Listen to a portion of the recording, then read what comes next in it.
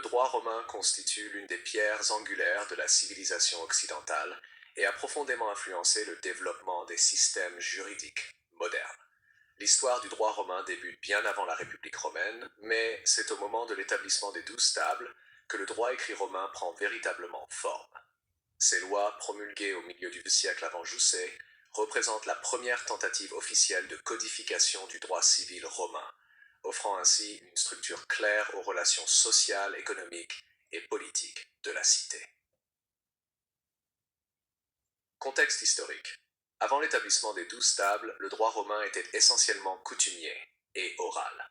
Les décisions légales étaient interprétées par les patriciens, l'élite aristocratique de Rome, qui détenaient un pouvoir quasi monopolistique sur les affaires judiciaires.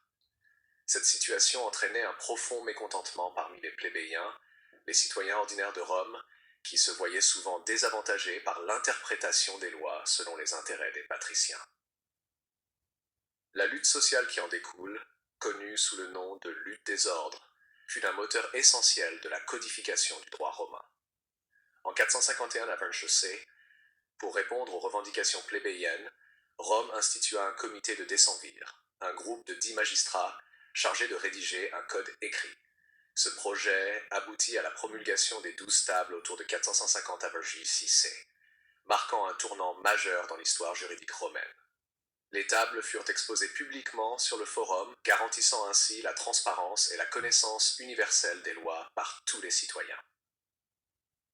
Structure et contenu des 12 tables. Les 12 tables ne constituaient pas un code juridique unifié dans le sens moderne, mais plutôt une collection de lois couvrant divers aspects de la vie quotidienne et des relations sociales. Elles reflétaient la hiérarchie sociale romaine ainsi que les valeurs de justice, d'ordre et de famille. Bien que le texte original des 12 tables ne nous soit pas parvenu intégralement, des fragments et des citations dans des œuvres ultérieures permettent de reconstituer leur contenu. Les tables traitaient principalement de 4 domaines: le droit civil, le droit pénal, le droit familial et le droit religieux. 1. Droit civil et propriété.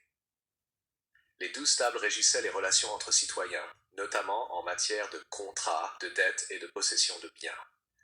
Elles définissaient les obligations légales des créanciers et des débiteurs, introduisant des sanctions pour le non-respect des engagements financiers. Par exemple, un débiteur qui ne pouvait pas payer sa dette pouvait être mis en servitude temporaire, une mesure sévère mais codifiée, qui permettait de réguler les conflits économiques sans recours arbitraire.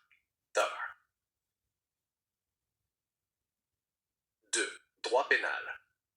Les tables fixaient également les sanctions pour les infractions pénales, en mettant l'accent sur la proportionnalité du châtiment et sur la protection de l'ordre public.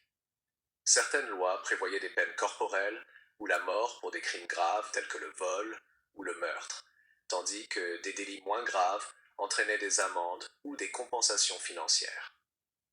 Ce système visait à réduire les vendettas personnels et à établir une justice impersonnelle. 3. Droit familial. La famille romaine, centrée autour du pater familias, était régie de manière stricte par les 12 tables. Le pater familias détenait l'autorité légale sur sa famille, incluant le pouvoir de vie et de mort sur ses enfants dans les premières années de la République, et la gestion du patrimoine familial. Les tables régissaient également les successions, le mariage et l'adoption, cherchant à garantir la stabilité des liens familiaux et la transmission des biens. 4. Droit religieux et coutumes publiques. Les 12 tables contenaient aussi des dispositions concernant le culte public, les fêtes religieuses et les obligations envers les dieux. Le droit romain ancien considérait en effet que la légalité devait s'accompagner d'une piété civile, et que la transgression des normes religieuses pouvait compromettre la prospérité de la cité. Ces lois reflétaient la dimension intégrale du droit romain, liant étroitement vie sociale, morale et religieuse. Importance des 12 tables. L'importance des 12 tables dépasse leur contenu strict. Elles représentent une institutionnalisation du droit, rendant la justice moins arbitraire et accessible à l'ensemble des citoyens. Cette codification permit de limiter l'influence exclusive des patriciens et renforça la légitimité des institutions républicaines. En établissant des règles claires et universelles, les 12 tables ont contribué à la formation de l'identité civique romaine, fondée sur la connaissance et le respect de la loi. En outre, les 12 tables ont constitué le fondement du droit romain ultérieur.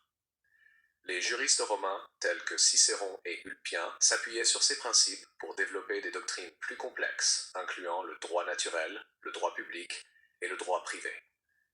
Même après la chute de la République et l'avènement de l'Empire, les 12 tables continuaient à servir de référence, illustrant la pérennité et l'influence du droit romain classique. Influence sur le droit moderne. Le droit romain, et plus particulièrement l'exemple des 12 tables, a eu une influence déterminante sur les systèmes juridiques européens modernes. Le concept de loi écrite, l'idée de justice impersonnelle et la distinction entre différents types de droits, civil, pénal, familial, trouvent leur origine dans ce premier code. Au Moyen Âge, le droit romain fut redécouvert et intégré dans le droit canonique et le droit civil européen, notamment à travers le corpus juris civilis de Justinien. Aujourd'hui, les principes fondamentaux du droit romain continuent d'inspirer les systèmes juridiques contemporains, notamment en France, en Italie et en Espagne. Limites et critiques. Malgré leur importance, les 12 tables reflétaient certaines limites propres à leur époque. Elles privilégiaient clairement les intérêts des classes supérieures, et certaines dispositions pouvaient apparaître sévères, voire cruelles, selon nos standards modernes. Par ailleurs, la rigidité de certaines lois ne permettait pas toujours une adaptation aux situations particulières, ce qui nécessita le développement ultérieur de doctrines juridiques plus flexibles. Néanmoins, la valeur historique et symbolique des 12 tables reste incontestable, car elles incarnent le passage du droit oral à un droit écrit, structuré et public. En conclusion, les 12 tables représentent une étape cruciale dans l'histoire du droit et de la civilisation romaine. Elles témoignent de la volonté de codifier le savoir juridique pour protéger tous les citoyens, tout en reflétant la structure sociale et politique de la Rome antique. Au-delà de leur fonction pratique, elles symbolisent l'idée que la loi doit être accessible, connue et respectée par tous, établissant ainsi un précédent durable pour les systèmes juridiques ultérieurs. Leur héritage se retrouve dans le droit romain classique, dans les codes médiévaux et, plus largement, dans la conception moderne de la justice et de l'état de droit. Étudier les 12 tables, c'est donc comprendre non seulement l'histoire de Rome, mais aussi les racines profondes du droit occidental.